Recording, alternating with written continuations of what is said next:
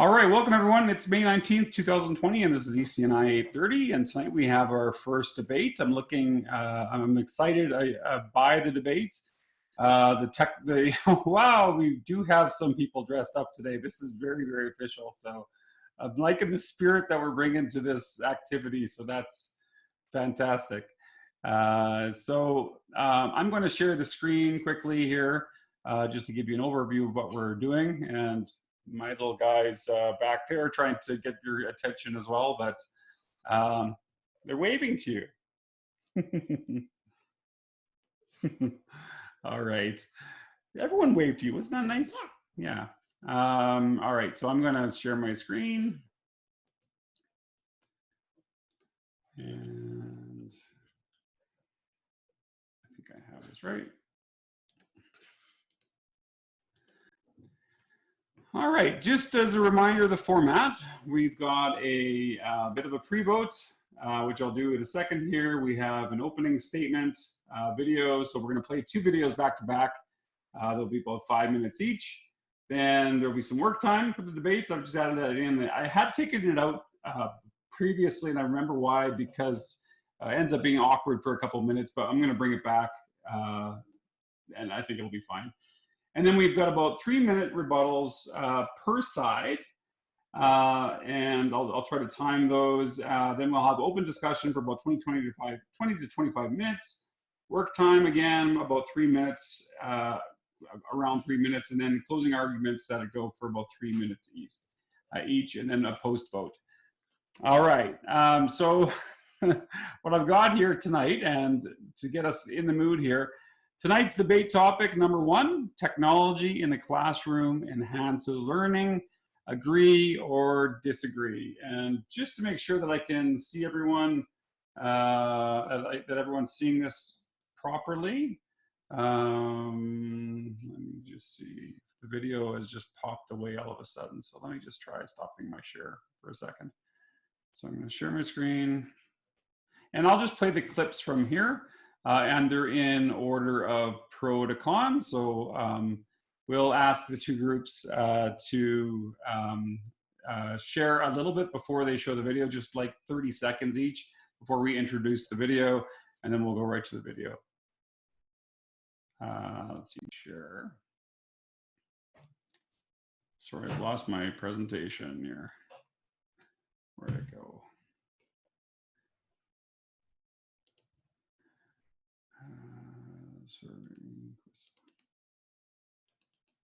There we are. Somehow I lost that. All right. Actually, no, I won't even bother with the introduction. We'll just go straight to the two videos, and then we'll go from there, since you're both represented in the videos. And to get us in the mood, here we go.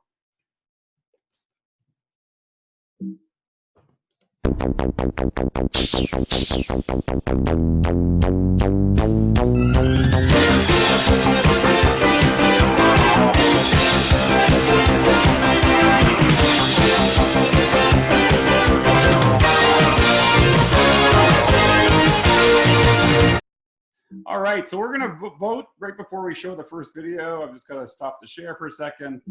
My escape button doesn't want to work very much. So the very first votes, I've just got that there. And so if we can vote, and I'll pop that into the chat. Oh, you couldn't see it? Okay, we'll try it again. Okay, so there is a vote, by the way, before we go there. Then I'll try sharing again. So you couldn't see anything? Let me try sharing again. Let me know. I'll be able to see the chat if you can see it or not. Let's see. Maybe I didn't share the right desktop. I'll try again. And then if you can click that. Oh, it might be a Curtis issue. Oh, no, other people couldn't. Okay. So I'll try this again. I'm going to hit play.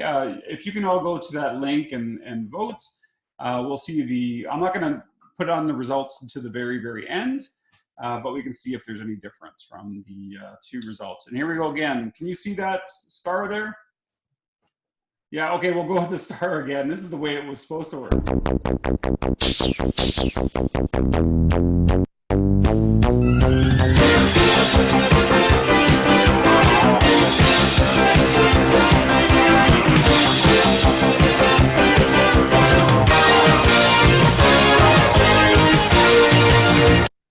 right, we're at the EdTech debate. We've got the pro side first, and they'll introduce themselves in the video, and then we'll go right back to the negative side again. Does technology enhance learning? Here we go, on for the pro side.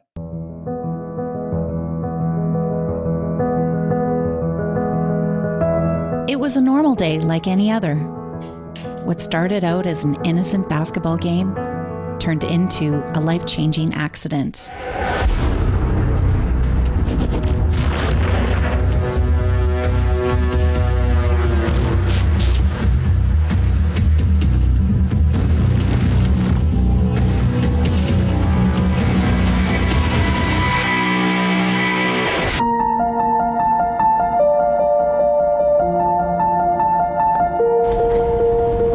Feeling a little bit crushed because before I went under, the doctor just said that I have to be off work for 6 weeks. But I'm hoping that's just a suggestion. A ruptured Achilles injury turned into a surgery, a hospital stay, and an unknown amount of recovery time.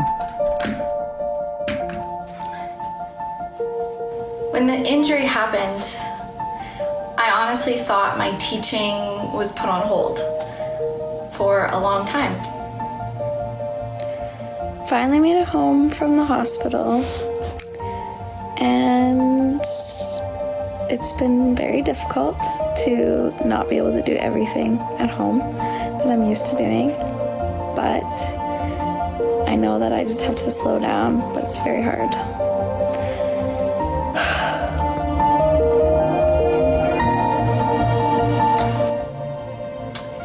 I felt like everything was inaccessible, unachievable. I felt that lack of connection. I felt isolation. I upgraded and felt spontaneous, so pink it is. I felt like the classroom was taken away from me. But then I thought, there's a way to connect with your students, with your friends, with your family when that physical setting is taken away. Amanda's injury and inability to physically be in the classroom was devastating, and yet she found new ways to connect with her family, her friends, and her students using technology. Connection was what allowed her to continue her teaching career. Hey grade 3s, I'm so excited for today and the new adventure that we get to go on. You just do your stem, you go up one side, down, up, down, up, down. The best part about online learning is you can do it anywhere, anytime. Today we are going to work on our 2 times table.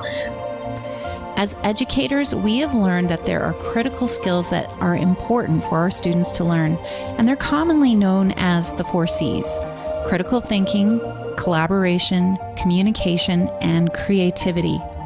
But we would argue that a 5th C, connection, is essential for students to succeed too, and technology helps us facilitate that. Think about the last time you learned something new. What was it? How did you find the information to learn more about it? Did you use Google to search? Did you watch a video on YouTube? Or did you ask a friend on social media for advice? Technology transcends the classroom. It helps us facilitate new ways for us to connect, collaborate, and learn. For Amanda, the ability to talk, message, and video conference using technology has become essential to access her classroom remotely. Oh boy, no, sorry. Oh, no. Education for your science lesson. Sorry about that.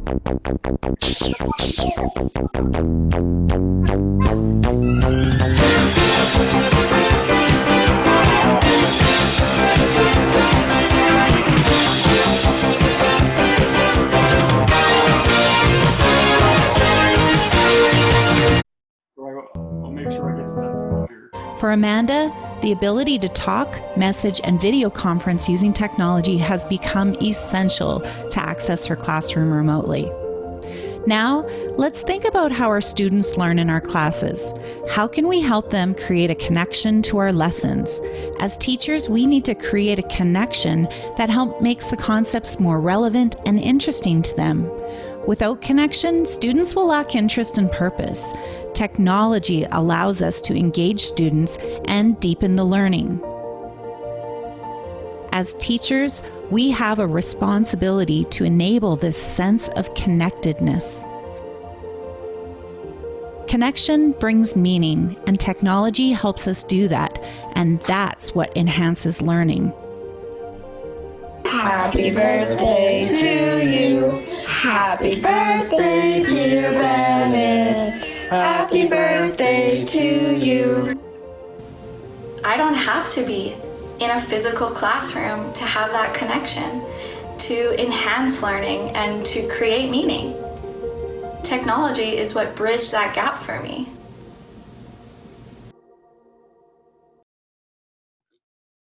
Excellent first video, and my apologies, my hand rested on the mouse and stopped us in the middle.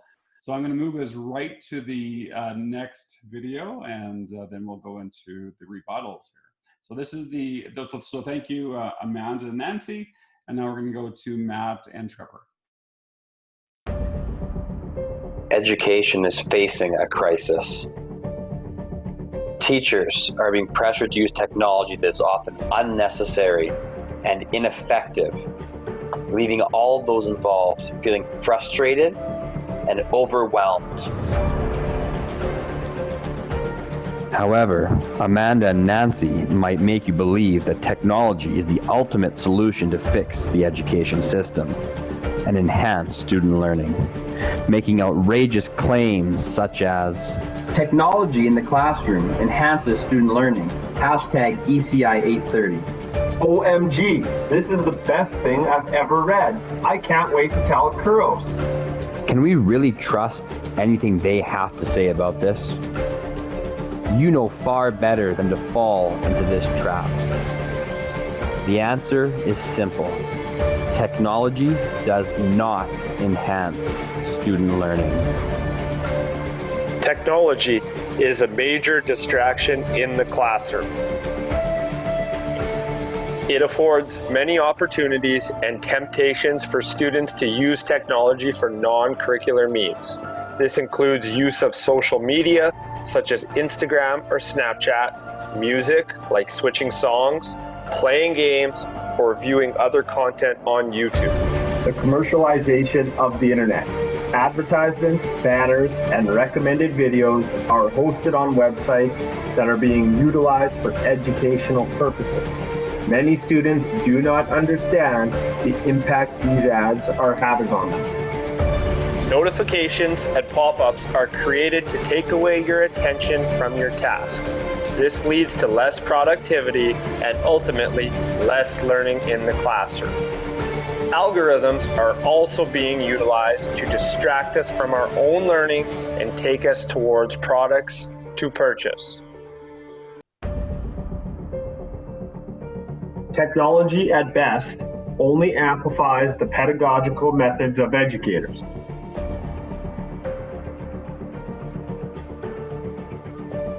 It can make good teachers better, but it can make bad ones worse. If technology is not being used in the right way, there is limited benefits to students, such as simply substituting on the SAMR model. IT use while learning causes information processing in the brain to be shallow rather than deep, therefore preventing information to be understood and encoded. Cool bells and whistles are created as a hook for educators and students. This will often lead teachers to use resources or tools with minimal understanding of the pedagogy behind using them. Technology is often used to simply showcase a classroom or school with very little understanding of the pedagogical value. Technology in schools bombards students with screen time. Let's imagine a day in the life of a student. Wake up, check Snap, watch your iPad as you eat breakfast. Go to school, teacher has to work on quizzes, and then make a PowerPoint. Socrative for math assessment, and then watch a YouTube video for your science lesson. Go home, watch TikTok, and then snap again. And finish off your day with some Netflix. How much is too much screen time? There's also the dehumanization of the profession. The relationships between student and teacher suffer due to the increased focus on technology. We are contributing to the technology addiction that exists among many of our young people today. Too much access and multitasking has a negative impact on thinking and on productivity. So in conclusion, technology in the classroom does not improve student learning. Whether it be the unnecessary distractions, lack of pedagogical understanding, or an overload of screen time, technology is having a negative impact on our students. So, when you hit the polls, remember to vote no to technology in the classroom, and together we can make education great again. This is Trevor And Matt, and we approve this message. All right, another excellent video. Fantastic videos, great way to start off this debate. I'm going to send our debaters to their respective rooms. We're going to give you about 2 or 3 minutes, and you'll come back with the rebuttals. So here we go. And the rest of us will stay here for a bit. All right, just make sure the people have joined the rooms. Just waiting for Nancy to join. I feel like the bar was set very, very high. But so this is good. They're in their rooms, and two very different debate styles. I didn't expect either of them, but they're both absolutely acceptable and great for this sort of format. I think they ended up getting to the points in both cases. I think, you know, ultimately they did what a debate should do. And so I think that was great. Again, this shouldn't make you, I want to make sure this doesn't make you feel like you're going to be inadequate or whatever you provide is going to be not as good. Even if it's more informational. I know Victoria was already second guessing her approach already in the chat. I saw that earlier. It shouldn't though. I mean, there's lots of ways to do these debates. You also had the very first people in the debate to take these on, so they probably had some ideas in mind already. So I think they're great. Any comments specifically? I'm giving them about a minute and a half more. Thoughts before we get to the rebuttals and the big discussion? I think the guys actually, with their video, they counter what they're trying to say because they've all learned that themselves. So their video actually goes against what they were saying. Yeah, no, I think that's a really good point. You know, but I think the arguments are obviously, you know, the important parts too. Obviously the skill that both teams have are great, and I think both were probably created with WeVideo. I really quite love the stock footage that's available in that tool. So, wish I had access to it. I don't think I actually do. Any other comments? I was just going to say, with that debate, I'm always right in the middle, which is funny because I work in instructional design. But I think it's very true, like what Trevor and Matt were saying. Like, if you're using technology but you don't know how you're using it, it just makes it worse. Yeah. Or if you're just using it because it's like, oh, well, this will be interesting, but it's not advancing anything, then it doesn't help at all. But yeah, but I'm also obviously very pro technology. So it's like, I'm always like, yeah, both have really good points. Yeah, no, I think that's a really fair point. And I think that's where we're going to get to in the big discussion too. So, and believe it or not, I'm on both sides of the fence constantly, and I think that's what should keep us honest about this. If we were too raw, we wouldn't be, you know, we would be educators in a real sense. All right, I'm going to bring them back. So I'm going to close the rooms here. Once they're back, we'll start the rebuttals. But I can't stop my stopwatch for some reason. Okay. You okay? Okay.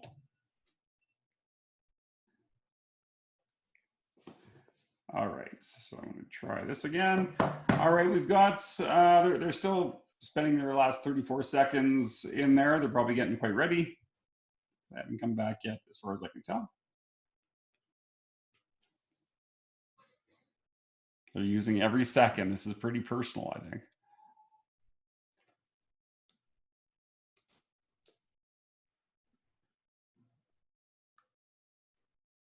Brad, that beard's coming in real great now. Even better from last week. Appreciate it. I, you know, it's not easy. People ask me what I'm doing, and it's like, well, I'm working through COVID. I'm parenting and growing a beard. That's right. Building a hut in your backyard for sure, or some sort of retreat. Oh, that's great. That looks great. All right, I think we're all back. So I'm going to hit the timer. We've got 3 minutes each. We're going to go pro side and then negative side, and that's how it is for the ending as well. So if we can start, Amanda and Nancy, are you ready to go? We are. All right. Okay. I'm going to hit the start button. Go right ahead. Well, first we want to acknowledge that our debate partners did a decent job in trying to, well, actually they did a really good job on their video, but it's a tough argument because quite frankly, stating that technology is a distraction in the classroom, I think it's too broad of a statement, and it's really dependent upon the classroom. What age are we talking about? And one thing to consider is, you know, kids as well as adults need to teach themselves about digital citizenship and the responsibility of using time and place of devices. And we have to model that as teachers and as adults to kids of all ages, including ourselves. So, you know, certainly one of the 5 components of digital citizenship as well, with balance. And yeah, that's our key point around distraction, is it's on us to make sure that there's a time and place. Over to Amanda. Yeah, you also stated that there's no pedagogical value and that it makes good teachers better and bad teachers worse. Well, I'm sorry to say it, but you will have that with anything. Think of a teacher who just wants to throw a coloring book in front of a student or busy work. You will always have that. But the benefits that technology can bring out of a child is much bigger, because when you use technology, you can actually instill the 4 C's with them: the critical thinking, communication, collaboration, creativity. And it's our role as educators to teach them how to think, not what to think. So technology helps us do that. And you have no case with no pedagogical value, because we can use it to our benefit and to enhance the learning of students. Back to you, Nancy. And finally, with screen time, it's a similar argument as with distraction. If we simply add up the amount of time that we're spending in front of screens rather than valuing the quality of what we're doing when we're using the screens, then we're diminishing technology too much. So to reinforce Amanda's last point, it's so important not just to be consumers of content, but to utilize technology to help our kids become valuable digital citizens and creating and collaborating. Not all screen time is equal, and not all screen time is bad. There's a lot of great things that come out of time spent. Are we at 3 minutes, Alec? We've got to be close. I can't hear you. 30 seconds left. Oh, 30 seconds. Oh my God. Well, we should bury this now. I think you can let it go. That's fine. Yeah, I'll make one more point. Okay. One more point is technology will be with us as we progress and enhance in our world. So we need to instill that use with them, and we need to teach them how to be critical thinkers with technology, because if we don't, they'll be doing it without us and it will be detrimental. So we need to use it and model it with them, beside them, and engage them with that. Perfect. Okay. Thank you very much. Yeah, perfect timing. And we're going to pass it over to the opposite side to Trevor and Matt. I'm going to start the clock. You've got 3 minutes. Go right ahead. I'd also like to acknowledge the great point from our competitors as well. They had some really interesting things to say, and a great video. I do want to start though with, there's been a lot of talk of teacher intensification in our society, especially Saskatchewan, and I'm a little concerned that you know, with Amanda being on leave, having to teach so much from being on leave. That's a lot of stress tech is causing in her life that she shouldn't have to worry about that. She just worry about healing, but that tech has caused some problems for her and could be leading to more intensification. But I'll come back to that later. Trevor, on to you. Perfect. Thank you, Matt.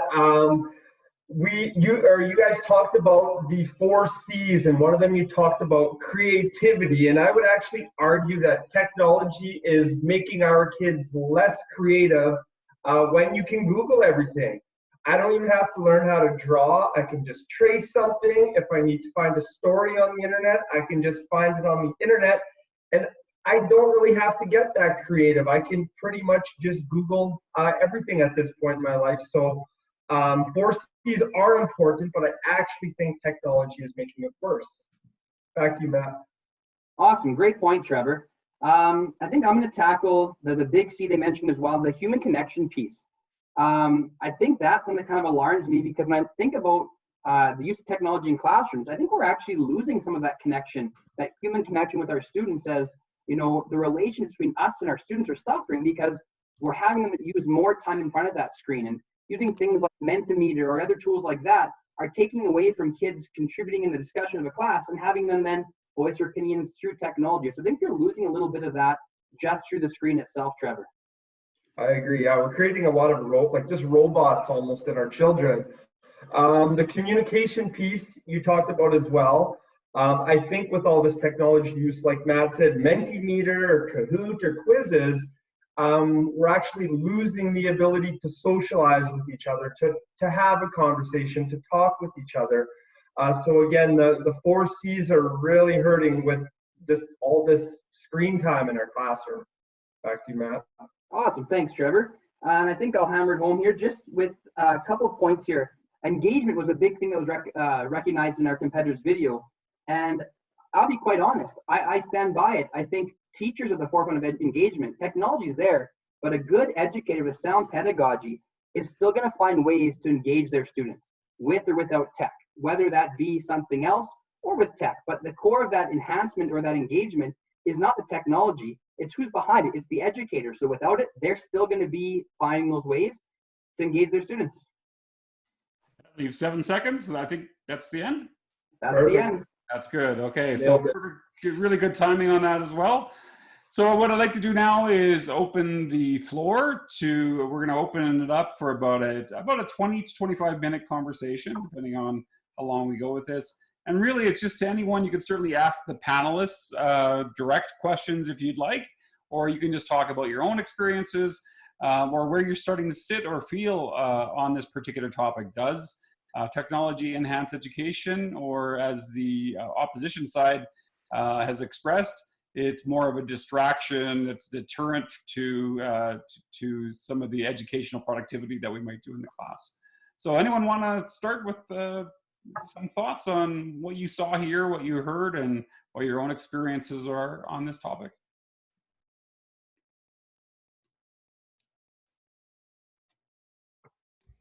I'll talk first, if you don't mind. Sure, please, Dana. Question about including technology in the classrooms to help our learners.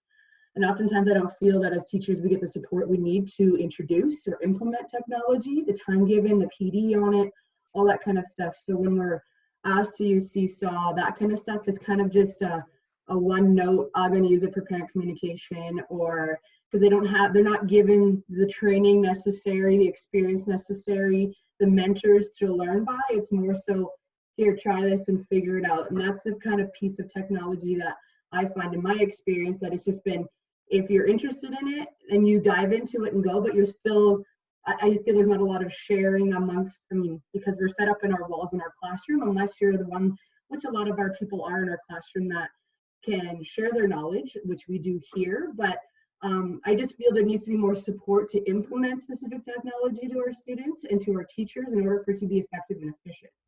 So I think that's a good point, Dana. So I think essentially you're arguing that the technology, has the potential to enhance the classroom learning, but it's not inherent with the tool. It's something that needs a lot more support. And typically, my advice to schools budgeting for technology integration is about a 50-50 split, 50% on hardware, software, the tools, and then about 50% on the professional learning that's required for teachers, if not more, depending on the rollouts. But I mean, that seems to be a fairly safe rule of thumb. Anyone else want to continue your thoughts on this topic? I'll ask the guys 2 questions. So you guys had mentioned Mentimeter and other things to, maybe that isn't good, kids aren't being social, but how do you guys address the kid that maybe doesn't always put their hand up, or the kid that does always put their hand up and the teacher always picks that same kid? Would you still say that using a tool like Mentimeter or Kahoot or whatever is not a really good idea because it's not enhancing education by allowing those kids in? And my second part of that question would also be, doesn't technology also allow for accessibility for students, whether they need help reading or seeing text in a different way or hearing different things? Would you not say that that would enhance the teaching and the learning experience? Thank you.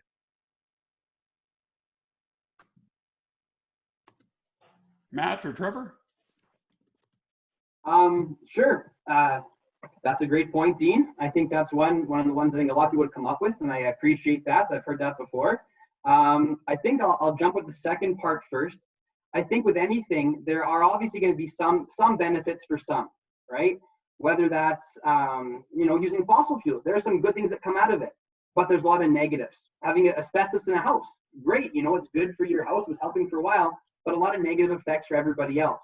So we look at that, it might help, that student that needs help reading, but if we're continuing to commit to that, the use of text still may not be good for the whole system of education. In specific cases, it may benefit, but not for everyone. Trevor? Yeah, no, I agree. Like in terms of personalized learning, I think it shows a lot of benefits. Overall, though, I'm not sure it's needed for everybody, and then often it might just be too relied on by teachers for the wrong reasons. Other thoughts, questions on this topic? You can certainly quiz either of the sides of the debate, or you can just provide your own experiences or thoughts on this. I think one thing kind of going on to like Nancy and Amanda's stuff is there's a big push right now on providing student voice with technology and like with tools such as like Flipgrid, and especially right now. I think lots of those tools can be used to provide opportunities for our kids to speak up. I know that I had one girl in my class who is by far the shyest student I've ever taught, and I think if I would have been utilizing Flipgrid, that would have kind of enhanced her learning and just kind of her voice in the class. Thanks, Curtis. Other thoughts? I would like to add, sorry, to Curtis's thought. It's Melinda. Oh, Melinda, okay. Oh, there you are. I totally feel the pressure as a teacher, that we have to focus on technology. And I see on my colleagues who do not have experience using technology, it can totally be frustrating and overwhelming. I agree with that point. But at the same time, I would question the Trevor's and Matt's points, because with our EAL population growing so fast, I definitely think that technology can help their learning, especially when we have the Newsomatics or different reading programs where they can listen to the text, and the Seesaw where they can record themselves. And many times they have trouble, sharing their answers because they cannot form their sentences properly. But with these tools, they always have a third chance or fifth chance to share their answers. Another idea would be, if we don't teach them how to use these tools and we totally avoid technology, then how are we going to help our digital natives to use technology properly and be responsible digital citizens? So I think that's a great argument, Melinda, and that's the one that comes up often when we're talking about, say, cell phones in school or laptops in school. As you know, in some cases, laptops are banned from college classrooms, from high school classrooms. There's different policy on the use of cell phones in schools. Some places they ban them altogether because of the con side of this particular narrative, that they're too big of a distraction. While, as you mentioned, others might take up, like, if we don't teach them how to use their phones in moderation, how would students ever learn how to do that? On the the Trevor and Matt side, they mentioned that there's lots of screen time happening at school, but then that's also complicated by there's even more down the road. What you're arguing there, I think, Melinda, is that moderation could be part of that digital citizenship piece, I guess, or at least even not necessarily just screen time, but also etiquette and the responsible use and so on. Others on this? I'll jump in here. Yeah. I'm a person who's kind of in the middle on this issue. I see both angles and go back and forth. I'm just going to piggyback off of a few points that were brought up. Someone mentioned, I think it was you, Mike, about shy kids. It kind of gives them a voice when they maybe wouldn't want to talk. I'm actually seeing the opposite of that right now. Some of my chattiest kids at school are dead silent in our Google Meet sessions. I cannot get them to talk. Their parents are working with them. I think they're in a little bit of awe of what's going on, and they're struggling to speak. Also, some key points that were brought up about adults experiencing frustration with technology when we don't know how to use it. Kids, that's a really real experience for them too. I know I've been walking by the hallway before when I see kids out on their Chromebooks and they stop me for help and they don't know what to do and something's not working.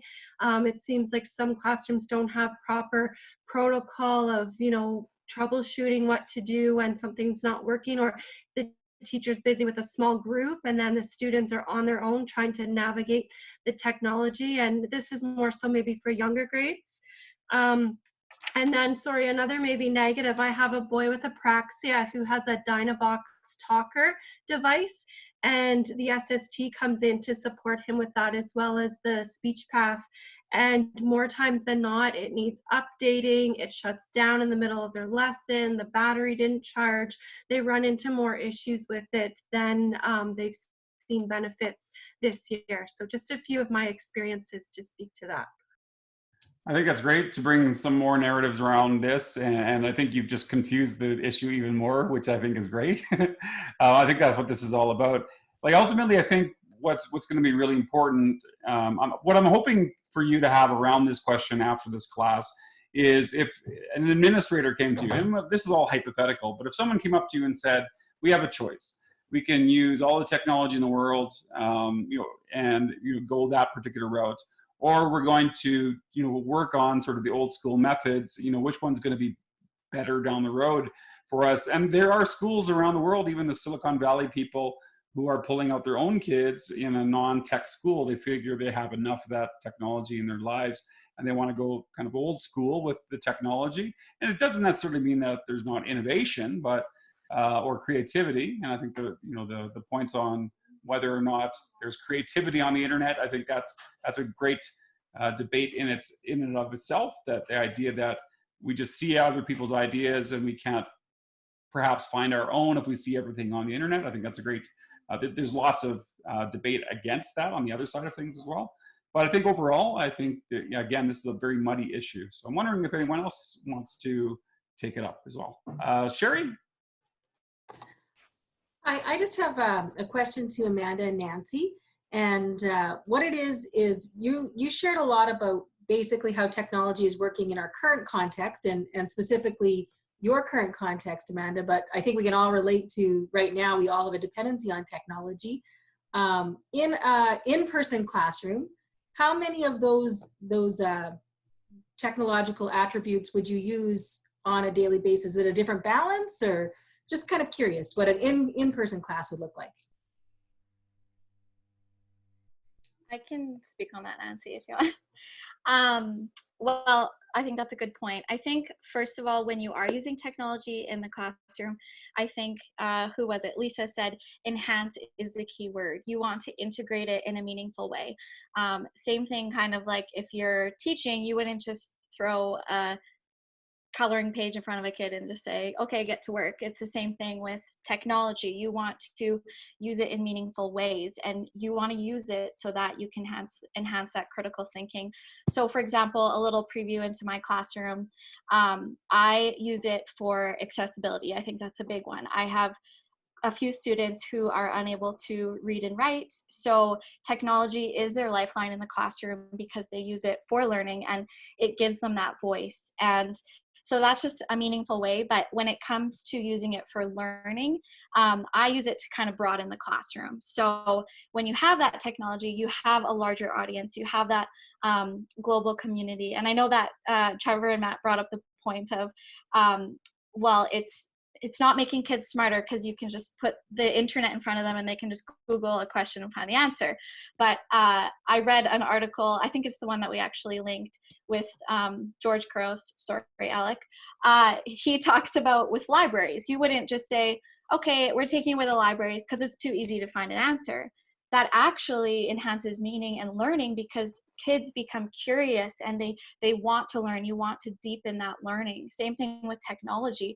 You want to use it in a way that it enhances that learning, and you want to deepen it by giving them the skills to actually become those thinkers where they learn how to think and not, okay, here's the answer. So I think when you do use it in the classroom, I think there are definitely ways to use it that's just consuming it. And I think that's where that screen time argument comes in. But I've just seen a lot of success stories when you use it in a way where kids can celebrate their own voice, they can storytell, they can research and find answers and dive into that and share the learning with a broader community. So I don't know if that kind of touches on that a little bit.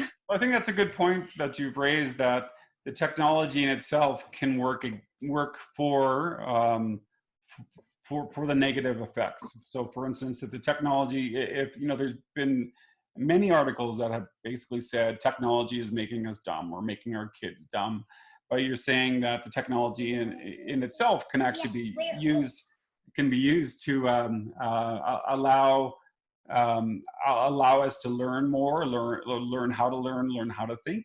Of course, I mean, that might have been the case also with pre-technological pedagogies as well, but those are harder to figure out, today, I think. They're a bit different than we had before. So I think that's a good point. Also, that we can maybe work against these things as well.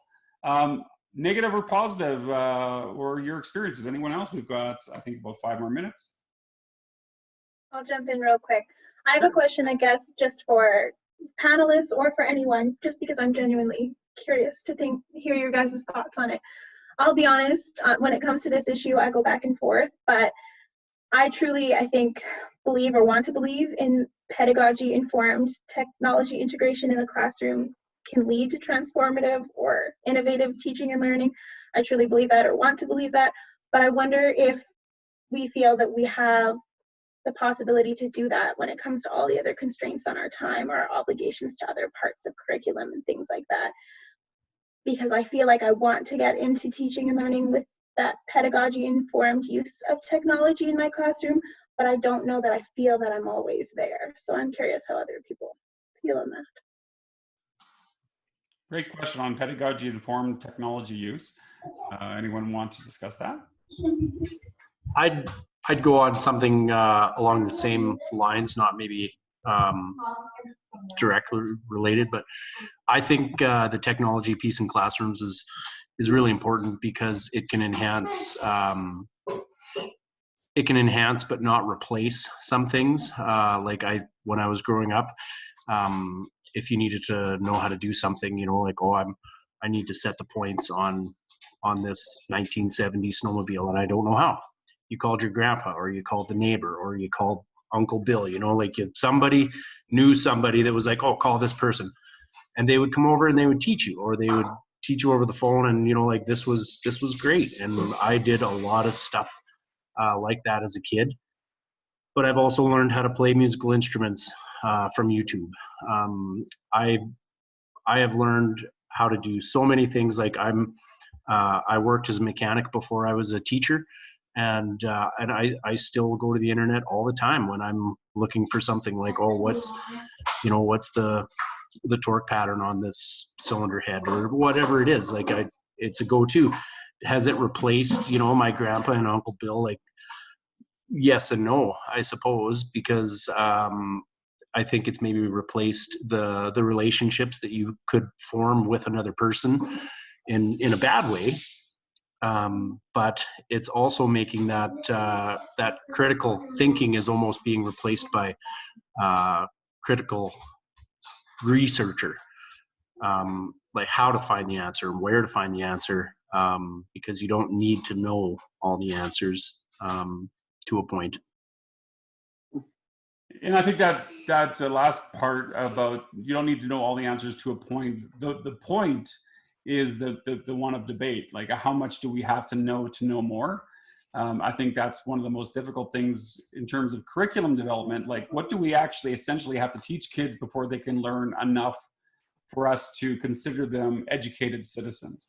And like, I think that's the goal of school ultimately. But I think that's a great point.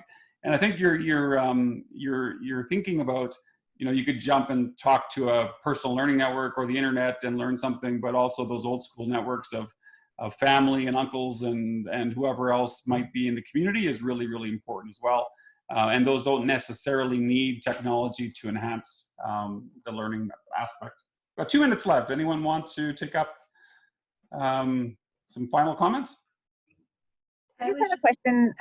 I'll just be super quick, and then just about multiple intelligences. And I know we've gone back a long ways, but it kind of just to sort of echo what Brad was saying. Like, I loved both presentations. I thought they were awesome. But I find like I am an extremely visual learner, and so I always think of that with my kids or my physical learners. And so I feel that when I'm approaching technology and teaching, I know there's some kids that if they're not super visual learners, they don't really like they need that hands-on all the time. And I find the older I get, the more I need someone to show me how to do it. Like, I bought this new house and there's some things I can't figure out, even though I've YouTubed it and Googled it and done it 1,000 times. I just actually need to be shown it. So I'm really noticing with my students now, the kids that are learning online and grasping it and like loving it and they're into it, and the ones that are the hands-on learners, physical learners, like they're asking to meet me in the field so I can show them a few things, you know. And so I just wonder about those types. I don't know if the other groups want to touch on them, but that sometimes I feel like those other types of learners sometimes get lost. Got about a minute left. Does either group want to take that up? Or anyone else? I think that's a really good point, because part of this debate is, you know, I mean, debates have to be sort of polar in a sense that there's one side and there's no one side or the other side and nothing really gray in the middle. And I think getting to the point where we say, you know, ultimately the answer is probably going to be more like it depends, but we still have to make a choice. And it depends on who, and it depends on how one learns, and it depends on how we define technology, and it depends on how we define enhancement.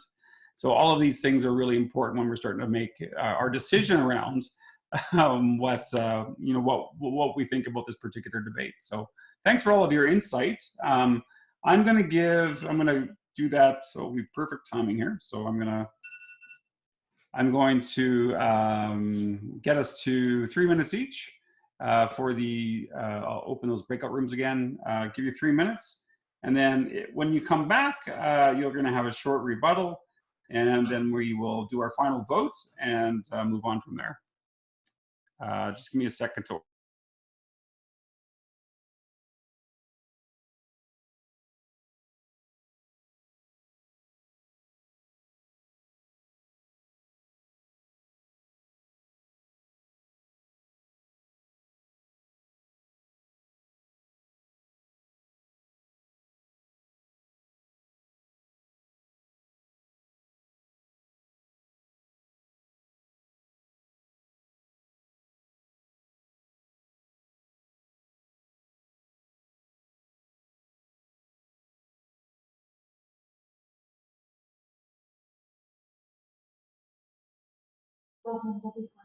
Wigmore, tell me a funny story.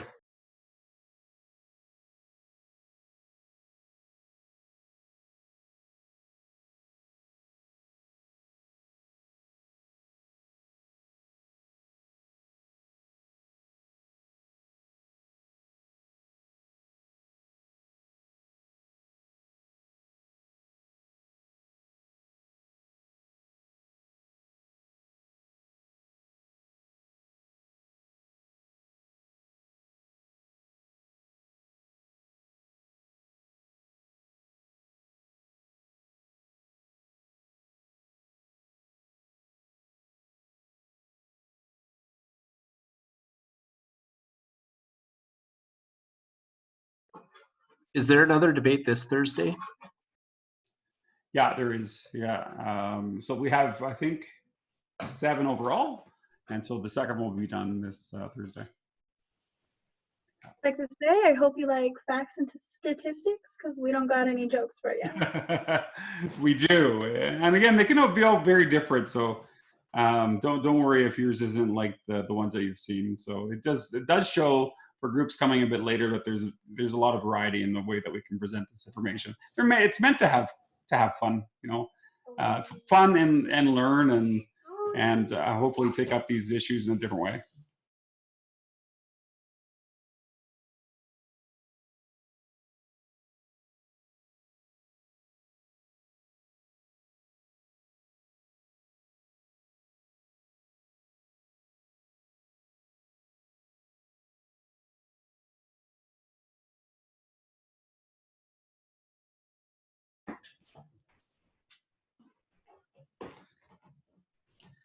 We've got about 1 minute before I close the room.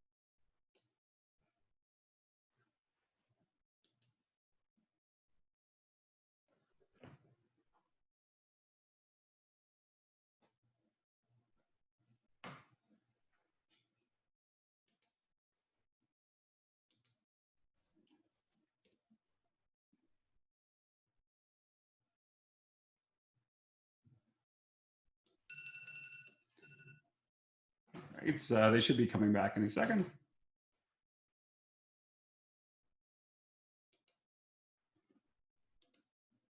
That's a good time. What's the one this Thursday? I could look it up. I'm just trying to make small talk. That's all. I forget actually. It's in the calendar already though. Technology, a force for equity in society. Sorry, Keila. I couldn't really remember, which was bad, so I was glad you said. You should remember, yeah. Okay, are we back? We should be back. As with always, we have 3 minutes for your final closing statements, and I will hit start. And we have Amanda and Nancy to go first, and you can go right now. So it's clear that the benefits really outweigh the cons that were raised. What you think that the key to technology in the classroom is that it's always going to be that teacher and student relationship. And it's around that concept that we presented around the 5th C, and the importance of connection is where the education happens. So technology can be a highly effective tool, but that's really all it is it's a tool. And in today's hyper-connected world, we need to really utilize the responsible use of technology to help it be transformational.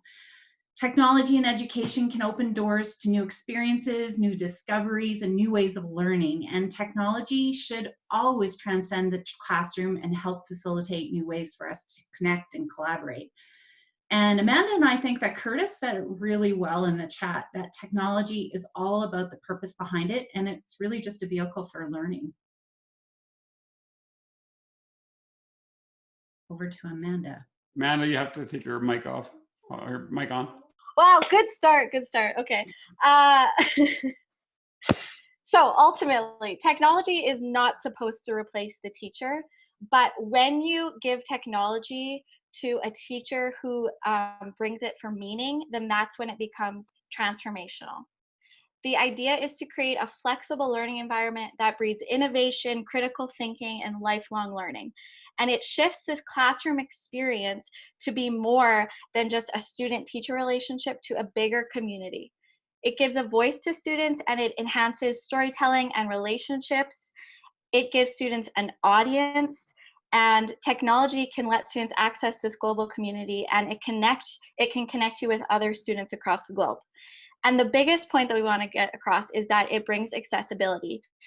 What we talked about before, it brings accessibility to kids who learn in different ways. It allows for that ability to access different tools for learning. And that was the whole point behind the video, is that it gives us accessibility in a time where the classroom right now, the physical setting is taken away from us. So we are all in this collective experience where we don't have that physical setting. We don't have a place to have those physical relationships right now. So we are dependent on technology to allow that for us and to keep that connection.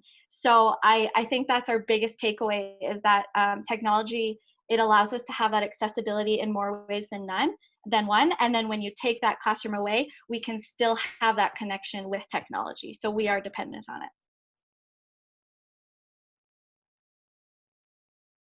it. Yeah, 10 seconds, so that's good. Thank you very much for your arguments. I think that's it. Yeah. And so we'll go to Matt and Trevor. You've got 3 minutes as well. Perfect. To start us off, I want you to think about this. Where is the technology push coming from? Is it coming from the academics, the researchers, or is it coming from the big corporations such as Google and Microsoft? And what's at stake for them and within their products to get you to purchase something? So I want you to think about who's really supporting this and what is their goal. Hey, thanks, Trevor. I'll jump on the next piece. That's a really good point, actually. I think I'm just going to jump on the cognitive load piece again. That go back to that Google idea.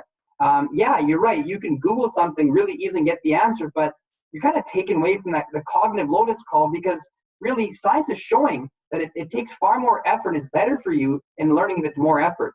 You know, you're having a conversation with a buddy, and you have a debate. Rather than even discussing an argument, you might just look at your phone for the answer right away and can prove it. And it's taking away that journey of getting to the answer. That whole step getting to the answer is taken away by just simply Googling it now. I think that'd be something I'd argue as well. Thank you, Matt. The journey is so important. I also learned a new word called dog fooding. It's a word they use in the tech world. It's like trying out your own product. And there are so many tech leaders that don't want their own children to use these products. Do they know something about technology that we don't? I don't know. Yeah, great point, Trevor. I'm going to jump on the other point that was mentioned in the conversation about how technology can help out those EAL learners and other people that are in need of the technology.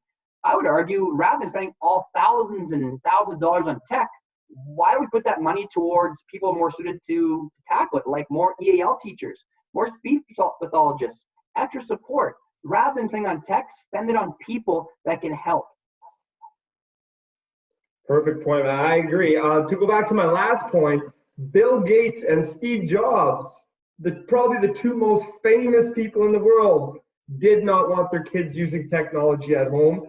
As Mr. Curro said earlier in the chat, there's many leaders in Silicon Valley that are sending their children to schools that are very play-based, minimal technology, and they don't want them on screens. They're not allowed a screen in many of these schools until they get into high school. So something for you to consider. 20 seconds. Great.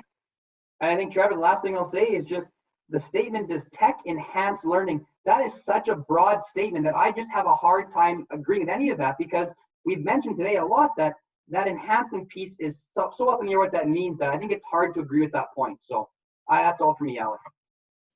All right, 3 seconds left, so that was perfect. So the big question right now, we're going to go to the post vote. So I'm going to post that into the chat right now. That should be the post vote. And I will share the screen here in a second. And if you can all vote for the second one, we'll look at the results for the first and the second. All right, you can see my screen, yes? Hoping so. I think so. Okay. I hope you can hear me. Yes, okay, perfect. All right, so I'm hoping we all voted for that. And again, this isn't really about a real competition. It's about having fun and taking out some of the nuances of these particular issues. So no matter what happens here, it's really about having fun and at the end of the day. So we have responses. We have 28 responses here. And at the very beginning, everyone believes, so 89% agreed that technology enhances learning.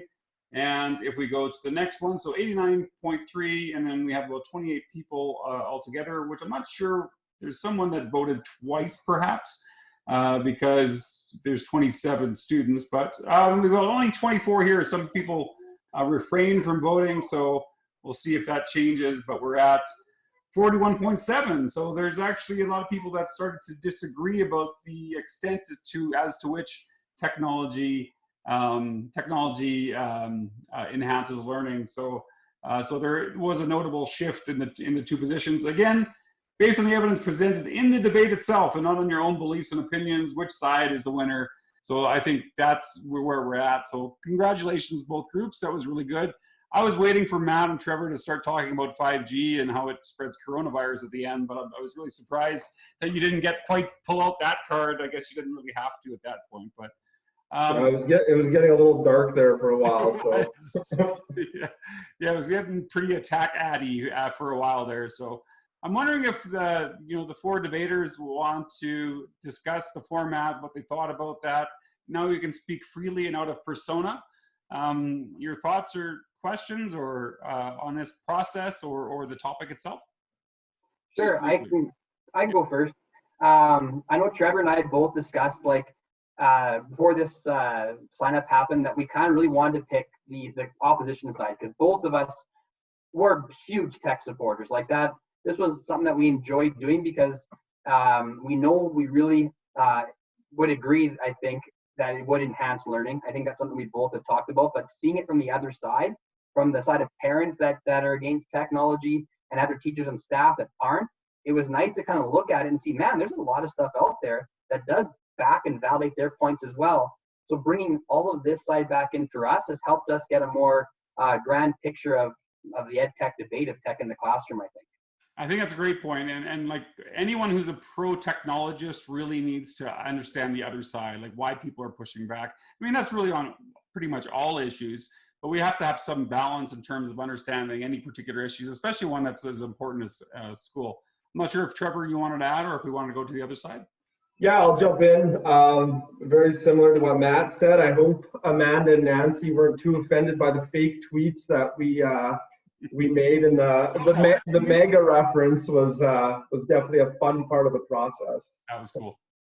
Yeah, but no, it was fun. It was definitely beneficial to see the opposite side. I mean, I'm in a one-to-one classroom. I use a lot of tech, so it was rewarding to see those arguments. That's awesome. I'll kind of speak on the opposing. Sure. Go ahead.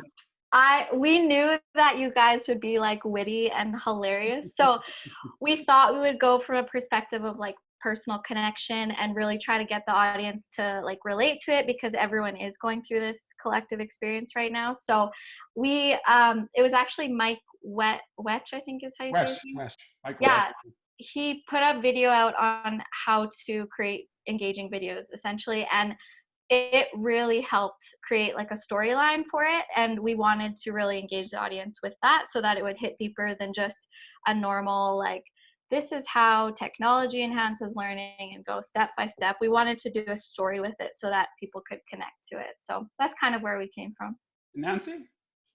Yeah, I think we really proved, all four of us, of how you don't have to physically be in a classroom setting to have technology help enable. Like from the minute that we signed up and I sent out a tweet saying I was excited that I was partnered with Amanda and we would be going up against Matt and Trevor, and the responses that we had from other students. Amanda and I discovered the Mike Wetch video, and then Mike Wetch actually responded to Amanda through Twitter. We were both excited about that. And then what worked really well for us is Amanda and I set Google Meet times, and we collaborated on several Google documents to help us with our storylines. So for all of you, Amanda and I don't work together. We've had a class together before, but it was a new experience for us. And I just have to say, like, it was one of my favorite assignments I've ever done. So that's great. Yeah, I agree with that. It was a lot of fun. And I love that, you know, one was very narrative, very much about a story. It tells us a lot about how we try to persuade people. Like the one chose the narrative, the other chose sort of the hardcore sort of, you know, hate politics or whatever it might be, discrediting the other, which I thought was really great. And I think it was done in such a nice way, and right down to the fake tweets and so on. So I really enjoyed that. And it's interesting that, and I'm not saying that people shouldn't present facts, because lots of facts are presented, but the persuasive arguments are so important today. And if you can do something persuasive in 5 minutes, we've learned a lot there. And whether that's information packed, or whether it's narrative, or whether it's, well, hopefully not discrediting the other, but you know, when we think about that, all of these things influence other people's perceptions on any given topic, whether it's vaccines, or whether it's coronavirus, or whether it's school, or whether it's the work of teachers, whether, you know, this whole being away from, you know, school is actually productive for our kids or not. And there's all of these things. And so I think it's really great that people are learning to really tell a story in 5 minutes, because that's sometimes all we have. So I think that was great. I'm not going to typically do a whole lot after these, because I think they speak for themselves, and I think they're worthwhile. And plus, we're going to have 2 a week. But a couple of, you know, just to make sure you know what you're doing, there is a blog post required for this to reflect on the debate of some sort. So for all those people who weren't involved in the debate, you're expected to reflect on each debate. So there'll be 7 altogether. You know, do it as quickly as you can. I know there's 2 right away, you know, right away. But typically, you know, about a week. You don't want to go longer than a week to finish any particular topic. Or your response to a topic. For those debaters, they'll just simply include the materials that they had to hear, and just maybe reflection on the debate itself. You may have done that already. A couple of things to think about, a couple of articles that you may be interested in. I'm not putting this in a reading, but because the debaters have already presented or provided you with good readings that you can incorporate into your blog posts. But I'm going to share a couple of articles that I think are worthwhile, that kind of may get you thinking perhaps a bit differently about this topic. One of them is actually, and it gets to technology, how the ballpoint pen killed cursive. And it's interesting, because we often think about how technology really killed cursive and so on. I'm going to try to, sorry, my chat window disappeared, so I have to do this again. There we go. And so if you're interested in this article, this is that one. I've just put it into the chat. Essentially, I can summarize it for you, that handwriting, and cursive in particular, was on its way out well before technology came around. In fact, the move to a ballpoint pen changed the way that we the way that we hold the pen. It changed our style of writing. And so a lot of things changed in the classroom before, you know, and we can't blame everything on technology.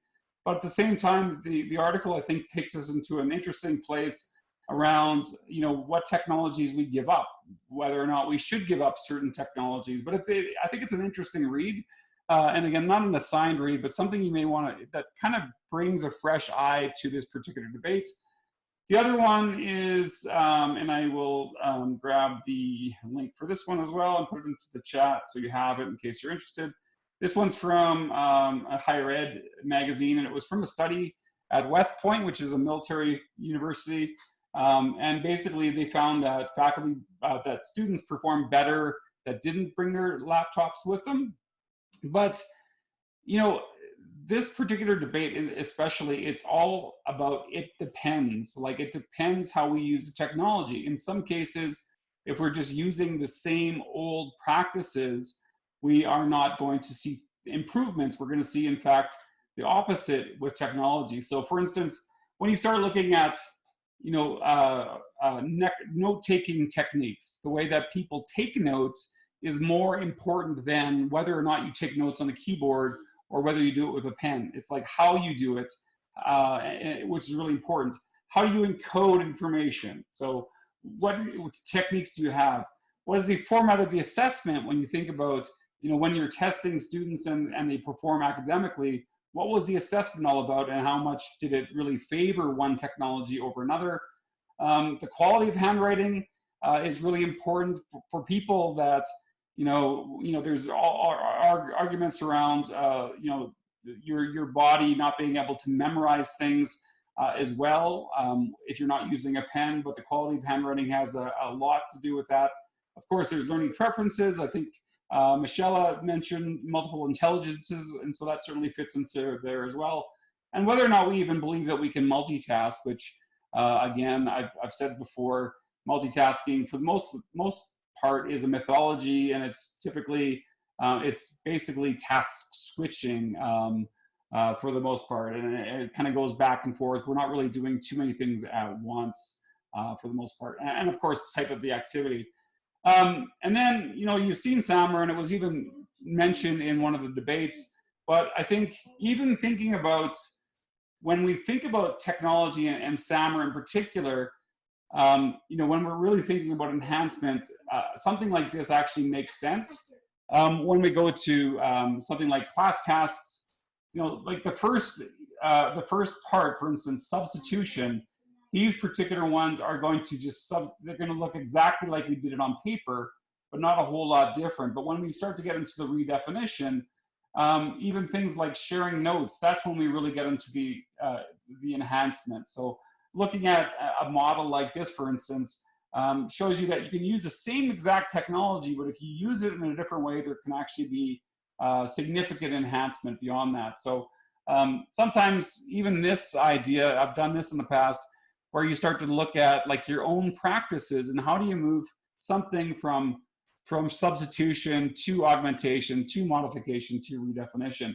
And sometimes you really have to rethink the things that you're doing in the classroom if you're really going to enhance technology. And I think ultimately the big message here is technology in itself does not enhance learning. It really does come down to what technology, the root word is techne, which means skill of, or the craft of. It's the way that we use technology that really makes a difference, not the technology itself. So thanks for those debates. Sorry for the added noise we have. There's probably some nice background noise that we've had for most of the class, but it just kind of ends up being that way when you're in quarantine. Thanks for that, and I can stick around for as long as you need. I'll post this video up as quickly as possible, but I really do want to thank both groups for setting the bar high for everyone, and I hope others don't feel too overwhelmed. Again, whatever you come up with for this debate, this is all in fun. This is just meant to just, learn in a different way, and I hope you like the activity. I hope it's useful, and you can do this thing online. It's kind of neat. I mean, it's not perfect, but it's kind of a fun one to just change up the format a little bit in a regular Zoom class. So thanks again, and we'll see you all Thursday. And of course, as always, I can stick around for as long as you need if you have any additional questions. Thanks.